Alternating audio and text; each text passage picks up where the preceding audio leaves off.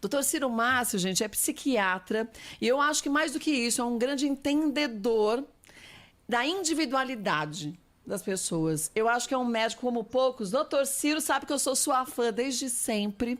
E justamente por essa forma que você trabalha mente e corpo integrados. Porque se a gente tentar separar, não dá certo, né, meu amigo? Boa tarde. Quer dizer, bom dia, né? Não é boa tarde. Chegou Bom, em meio-dia algum lugar ainda, deve ser muito boa louca. tarde, né, Cátia? Já é boa tarde na Austrália, né? Deve ser. Japão, já é boa noite. Você tá bem, Bom meu dia. amigo? Antes de qualquer coisa, olha, muito sucesso aí para você, para Obrigada, todo mundo. nós todos. A gente já tem certeza que vai ser sucesso, mas enfim, não custa um desejo a mais, É né, Cátia? verdade. Olha, a Datena fez aquela pergunta, Uhum. resumindo, a gente vê o quanto que as pessoas estão ansiosas e esperando a vacina chegar para que elas consigam olhar para frente de uma forma como elas não imaginavam lá atrás que a gente poderia estar vivendo hoje. Então, ter um pouco mais de esperança, voltar a ter a vida normal. Isso é um peso muito grande, você acha, doutor Ciro, para as pessoas hoje? Essa incerteza de como será o daqui a pouco e o amanhã, junto com essa solidão? Olha, primeiro, a capacidade do cérebro se adaptar é uma coisa extraordinária. Quando a gente vê, por exemplo, em algum lugar, um tetraplégico, vamos imaginar um paraplégico, um tetraplégico andando em cadeira de rodas, você imagina assim, meu, como é que esse cara conseguiu, né? Eu acho que eu tinha desistido. Olha, num primeiro momento, as pessoas que sofrem acidentes muito graves, como perder um membro, por exemplo, elas têm dificuldade de adaptação. Mas o nosso cérebro é tão bacana, é tão maravilhoso, que ele se adapta, né? Ele se adapta a essas novas circunstâncias. E assim, quando a gente mede o nível de felicidade dessas pessoas, se aproxima muito das outras pessoas, aspas, normais, ou seja, que não têm algum tipo de defeito. Nós vamos nos adaptar. Eu não tenho a menor dúvida, né, do que vem por aí. Então, assim, eu acho que vem vacina. Mais cedo ou mais tarde, essa vacina vai sair. Mas, se não tiver, nós vamos nos adaptar a isso. No primeiro momento, acho que nós estamos vivendo uma fase muito de negação. Sim, né? Essa negação, ela é muito conhecida de pacientes graves, né? A Elizabeth Kubler-Ross, que foi uma psiquiatra já falecida, ela descreveu, diante do câncer, quais são as fases que as pessoas passam quando ela tem aquela notícia, né? quando tem o diagnóstico. Oi? Quando tem o diagnóstico, né? Quando tem o diagnóstico, né? Então, assim, diante dessa notícia ruim, a primeira coisa que se faz é negar. Fala, não, isso não pode estar acontecendo, né? Então, até que chegue na última fase, que é uma aceitação, são algumas fases que passam também pela depressão. Então, a gente está observando essas fases na maioria das pessoas. Uma está na fase ainda da negação, algumas estão na fase da barganha, quer dizer, o que eu tenho que rezar, o que eu tenho que fazer para não ser acometido disso. Oi? Uma troca. Né? Uma barganha. E outras estão realmente numa fase depressiva, outras estão se perguntando, mas por que eu, né? Mas por que a gente, né? Essa fase de espanto, e outras já estão na última fase, que é a fase da aceitação. Bom, é o que temos e o que é que eu posso fazer a respeito. Ponto, né? Então, vai ter que chegar nisso. Então, tendo ou não vacina, se tiver vacina, resolveu. Se não tiver vacina, né? Olha, paciência, né? Eu vou ter que me adaptar a essa nova situação, né? Então, nós temos as pessoas estão assim em fases diferentes diante dessa realidade, que parte da negação, da troca, da barganha, o que eu posso fazer, da fase da revolta, né? Mas por que comigo, né? Por que com a gente? E até a fase da depressão, de uma grande tristeza, e a última fase, que é a fase da aceitação. Bom, a vida continua.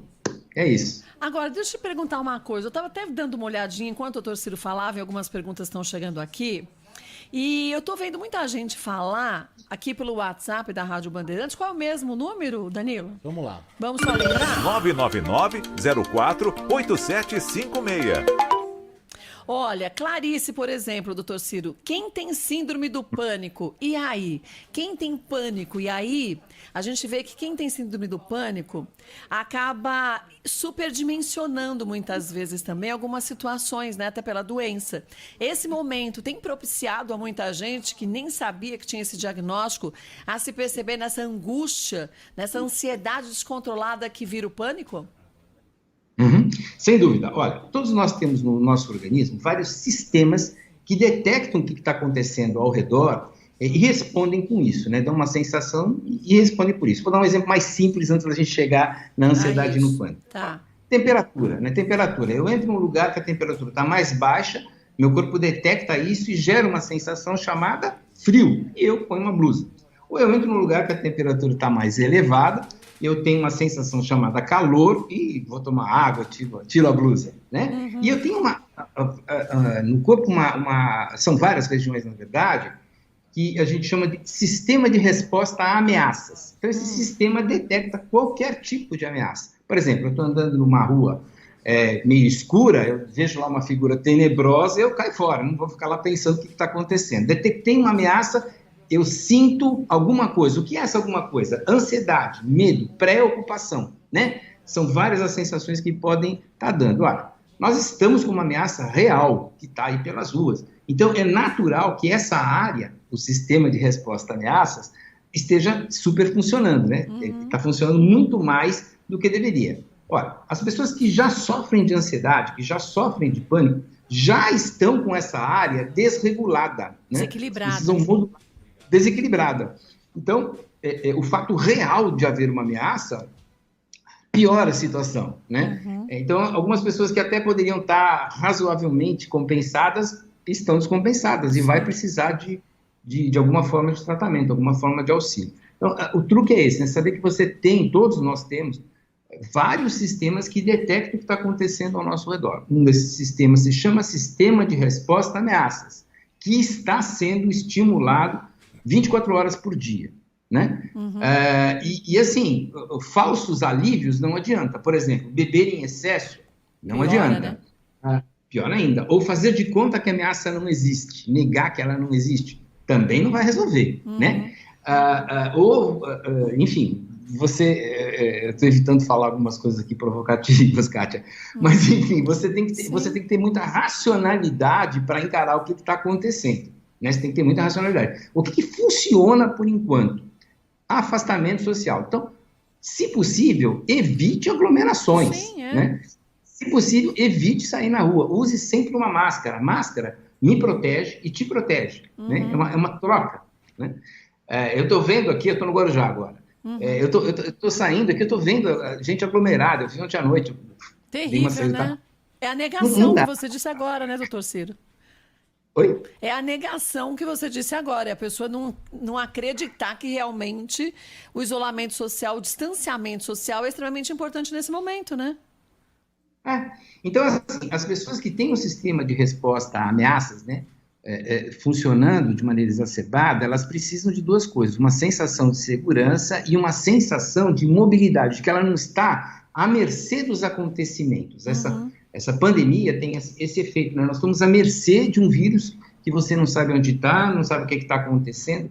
Olha, foca o seu controle naquilo que é possível fazer. Então, existem coisas que você pode fazer. Você pode tomar medidas de higiene, você pode evitar o contato social, né?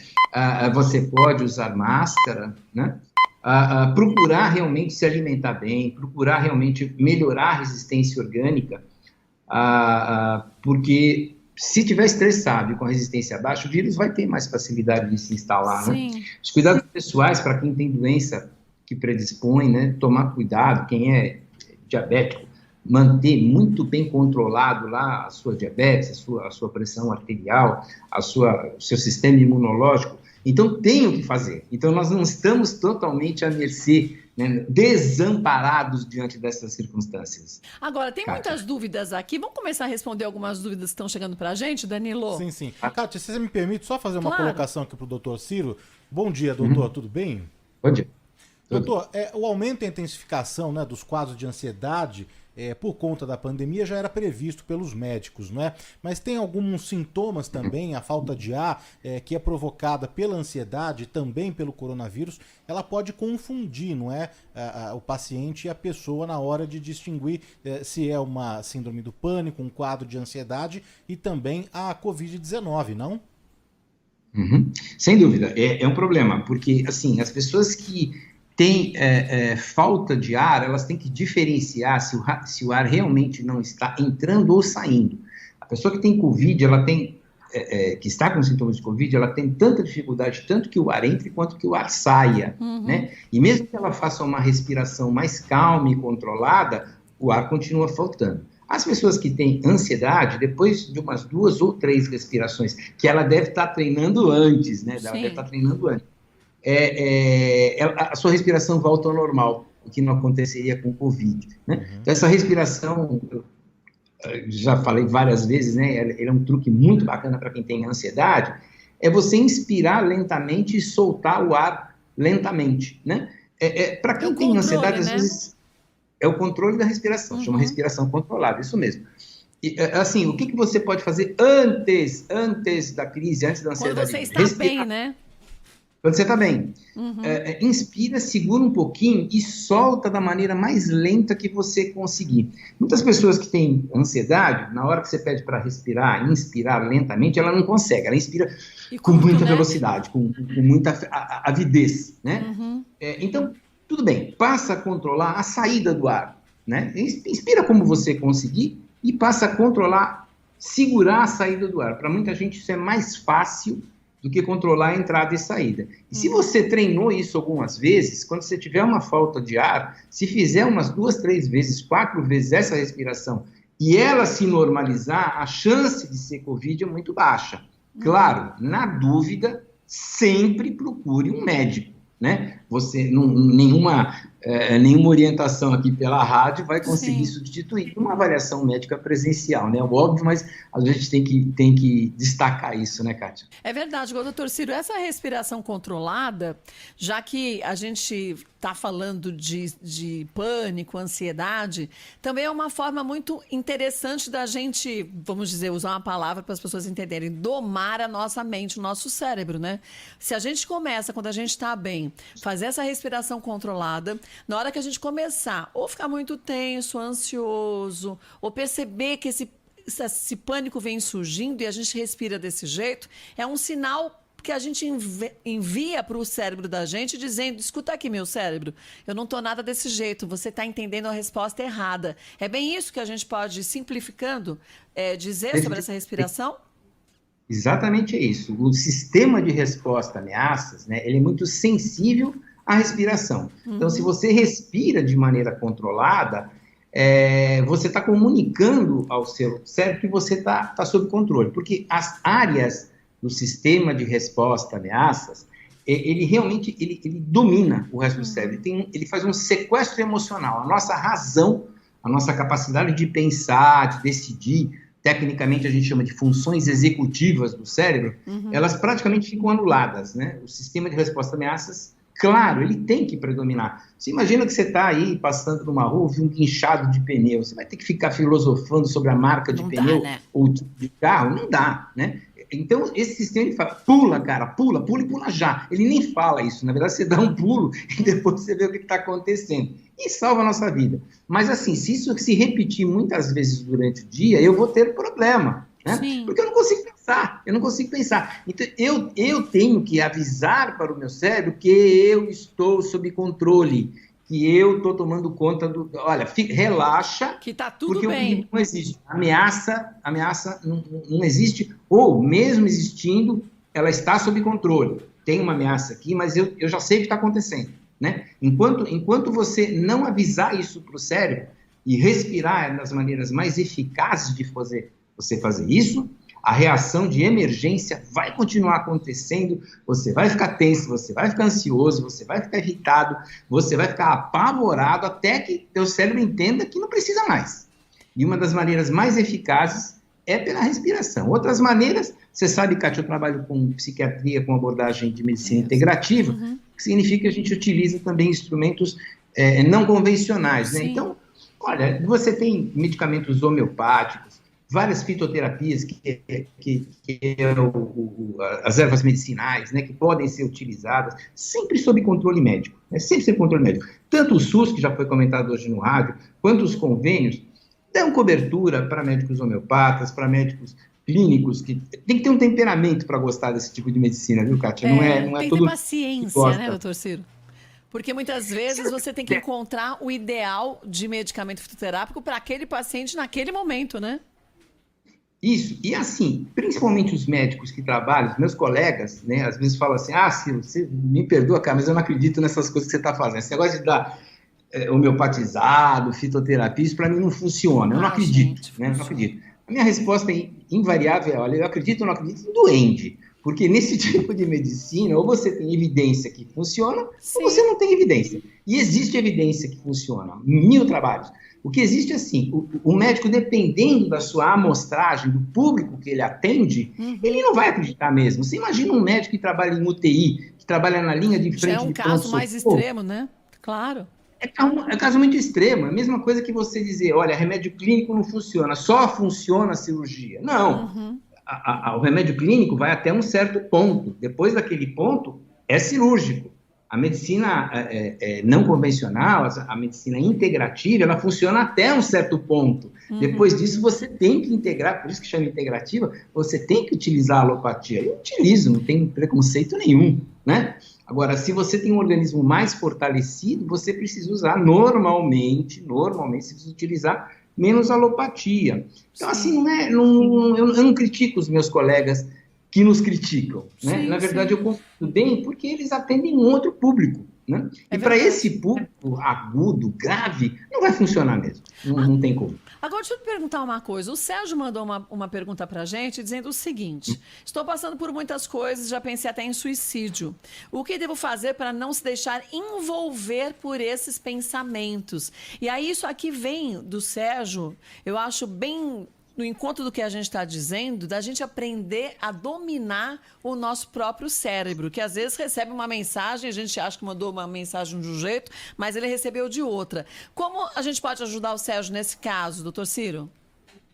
Olha, para as pessoas assim que estão realmente envoltas naquilo, a primeira coisa a ser feita é se distrair, é parar de olhar para aquela coisa que está te estimulando o teu sistema de resposta a ameaças. Por exemplo, notícia. A gente tem que estar informado, claro, é muito importante, mas determine, sei lá, 2, 3 vezes por dia que você vai se informar. E sempre que você abrir um jornal, sempre que você for ver uma televisão ou entrar nas redes sociais, pergunte-se, isso aqui que eu estou olhando é uma informação que eu preciso ou é curiosidade mórbida, né? É aquela vontade humana de que nós temos que ter mesmo, né? Nós nascemos assim, vem de fábrica, olhar o problema, né?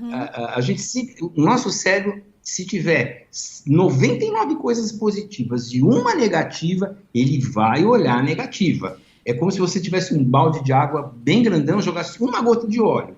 Aquela gota de óleo se espalha, fica ali, você vai ver aquilo. Então, o nosso cérebro sempre olha, sempre vai buscar o negativo, o que é preocupante, o que é alarmante. A nossa sobrevivência dependia disso, dos nossos tataravós, né, dos nossos ancestrais remotos. Então, assim, evite inundação de estímulo negativo. Essa é a primeira coisa. Segunda coisa, isso está bem. Agradeço até a oportunidade dessa pergunta, porque isso está tão presente. Até mesmo, colegas médicos me perguntam, cara, eu termino o dia e não fiz nada, né? A coisa está andando, tão rápido, né? Olha, porque assim, faça uma agenda, pega um pedaço de papel, escreva tudo, mas é tudo que você quer fazer naquele dia. Qual é a sua rotina? Nós temos uma área do nosso cérebro que cuida das rotinas. Tipo assim, se eu dirijo, quando eu vejo um sinal vermelho, eu piso no freio. Não preciso nem pensar, né? Os núcleos da base, que são essa região do cérebro, eles criam essa rotina. Então, nós temos várias rotinas. Quando eu acordo, sei lá, eu vou fazer pipi e depois eu escovo os meus dentes. Quando eu vejo o farol vermelho, eu piso no freio. E assim vai.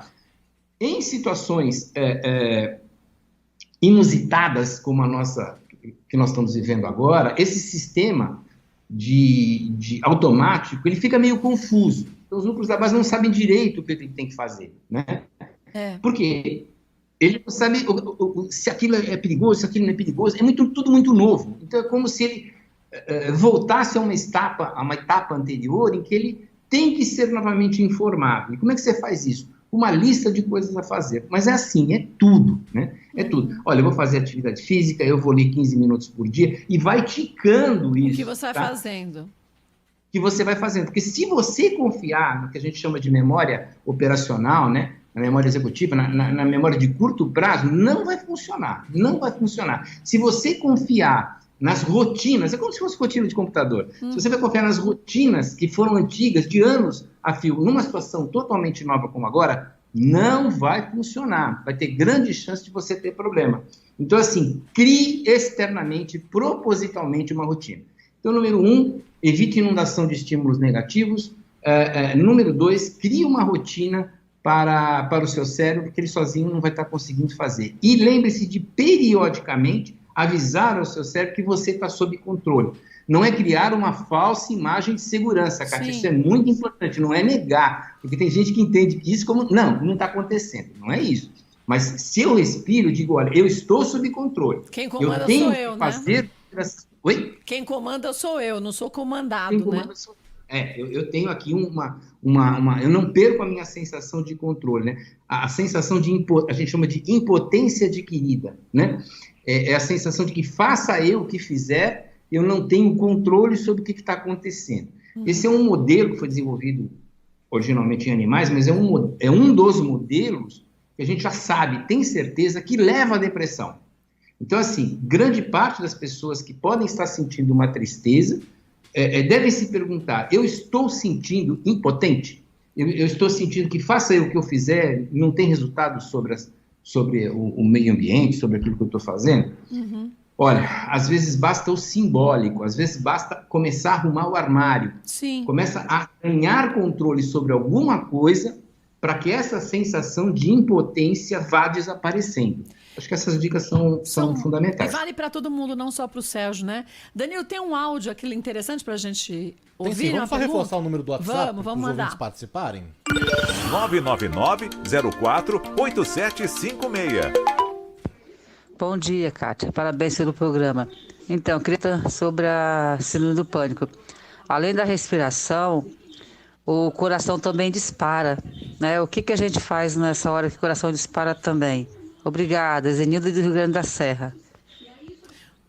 E aí, doutor, beijo para a Zenilda, mas doutor Ciro, Zenilda disse algo também importante, quer dizer, o coração dispara junto. Só com o controle da respiração eu também consigo controlar esses batimentos cardíacos?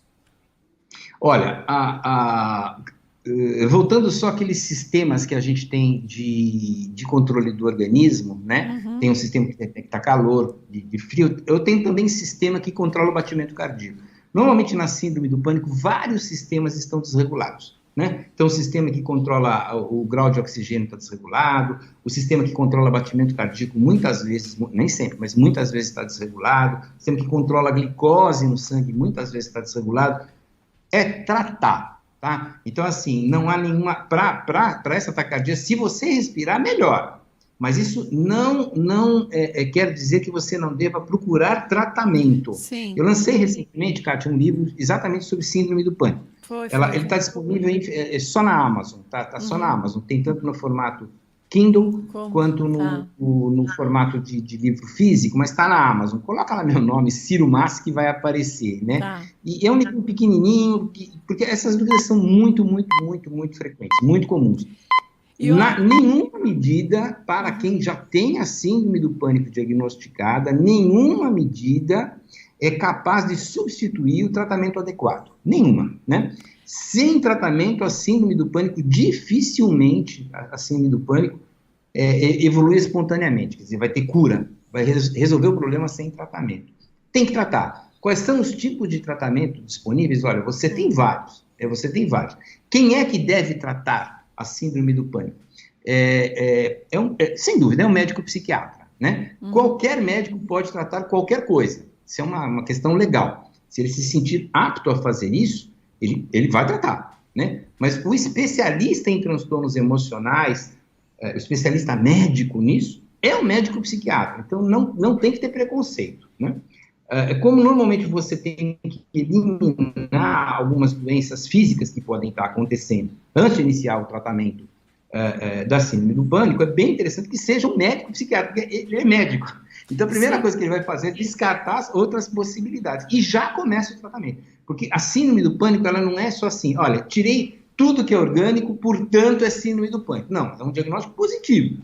O psiquiatra tem uma série de quesitos que ele vai examinar, ele vai perguntar, vai atrás para poder entender o que está acontecendo e falar, não, isso é uma síndrome do pânico. Para fechar o diagnóstico, né? Para fazer o diagnóstico.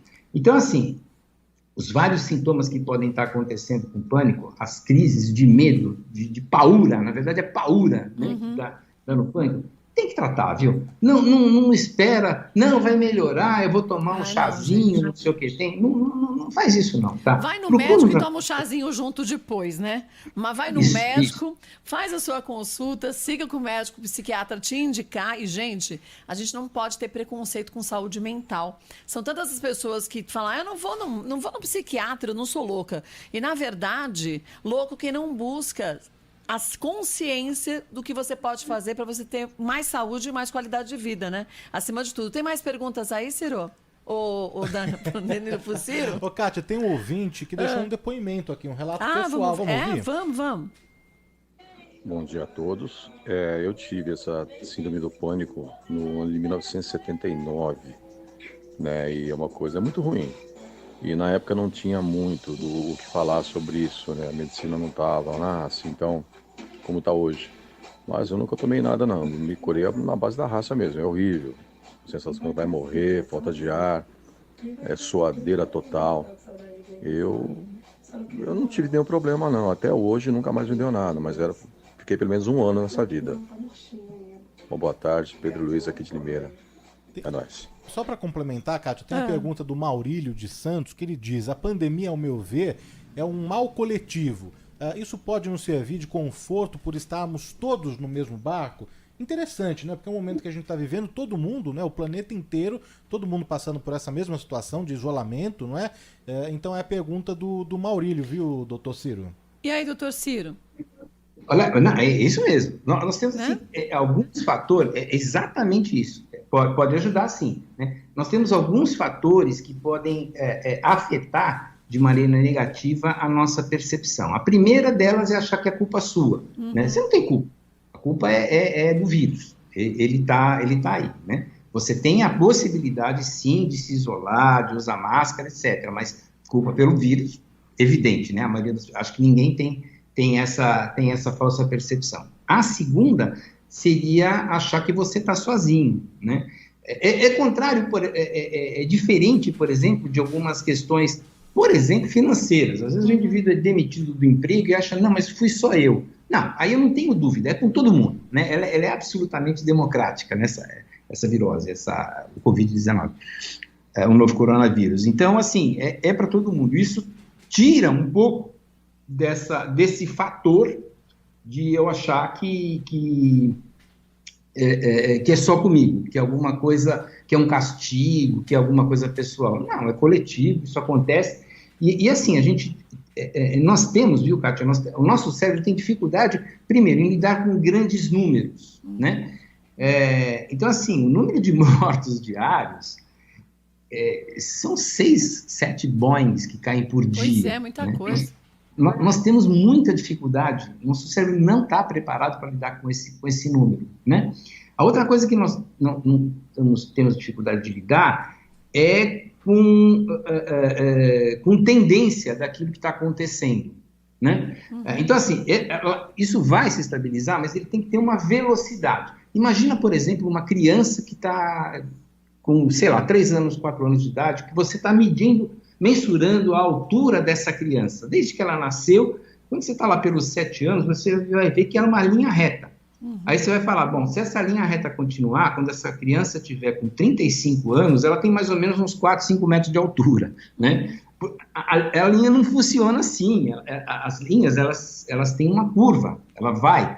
Então, quando se fala do achatamento da curva, dessa velocidade, né, é para dar tempo de adaptar tanto os sistemas de saúde quanto ao nosso sistema imunológico, dele dar conta mais ou menos do que possa estar acontecendo. Então, se você está numa fase, se a sua cidade está é como se fosse uma criança que está naquele espigão de crescimento, né, rápido, então ela está crescendo muito, olha, o teu cuidado tem que ser máximo, né? Se essa curva já atingiu uma maturidade, bom, então aí os sistemas de saúde têm um pouquinho de folga, aí eu começo a ter uma possibilidade de, com os devidos cuidados, sair um pouquinho mais. É isso que as autoridades estão ou deveriam estar fazendo. Em que momento dessa estatística, em que momento dessa curva está aquela parte da sociedade? O Brasil é enorme, enorme. É um continente, então, assim, né? É um continente. Então, assim, nós não temos uma epidemia no Brasil, nós temos inúmeras. Sim. E cada uma em lugares diferentes, que está numa situação diferente, que exigem medidas diferentes, né? Então, é como... Pois não, Kátia. E por isso que a gente tem que dominar a quantidade e profundidade de notícias que a gente quer. Quer dizer, foi o que você disse no início. Não dá para eu ficar querendo me aprofundar em todos os números e tudo mais, senão eu vou ficar muito depressiva, porque a gente tem várias realidades também dentro da mesma pandemia, embora em momentos diferentes, dentro do mesmo país, né, doutor Ciro?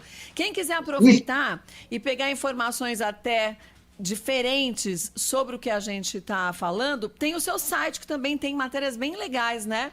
O massi.com.br, né, doutor Ciro? M de Maria, A de Antônio, S de Sapo, C de Casa, I de Índia.com.br. O portalzinho tá bacana, tem bem legal, um setor viu? lá de novidades. Oi? Tá bem legal, tem muitas matérias, tem vídeos seus também falando sobre alguns temas. Dá para o pessoal também tentar se entender um pouco mais, né? Dá para se entender um pouco mais. O fundamental, que eu acho assim, você dizer assim, olha, não perca a esperança, mantenha o otimismo. É mais fácil falar do que fazer, né? Verdade. Eu acho que as medidas têm que ser práticas, realmente. As medidas têm que ser práticas. Você tem que saber que o nosso sistema de resposta a ameaças está, com bons motivos, sendo estimulado. Que você deve monitorar o número de estímulos que chegam nesse sistema de resposta a ameaças. Sim. Se você ficar lendo catástrofe o dia inteiro... não dá, né? Não vai dar. Então, se pergunte, eu quero me informar ou isso é curiosidade mórbida? Né? Isso é uma fofoca, isso é apenas para estimular meu cérebro. É como assistir filme de terror por terror. Né? Depois não sabe por que não dorme. Né? É verdade. Aliás, mais uma dica interessante. Né? Eu tenho feito isso comigo e tem funcionado muito bem. À noite é o horário de dar risada. Não de ver desgraça, concordo plenamente. Corta essas desgraças, por favor. Comédia, tem que assistir comédia. Se não coisa tiver comédia, leve, né? Filme, desenho animado, coisa leve, para dar uma folga para o seu cérebro, cara. Você imagina alguém que está fazendo atividade física, o músculo está doendo e ele continua, né? Não dá, o músculo não vai aguentar, teu cérebro não vai aguentar tanto problema, já tem demais. Não vai você colocar coisa sem necessidade. Às vezes eu vejo notícias, né, de outras partes do mundo. Tá certo, a gente tem que se manter informado, né? Mas tudo tem que ter um limite, né, doutor Ciro? Não dá pra gente ficar querendo informação o tempo inteiro. Pô, tudo de melhor na sua vida sempre. Sucesso e saúde a todos. Amém, a nós todos. Bom, vamos pro intervalinho, Danilo? Vamos, Kátia. Vamos embora.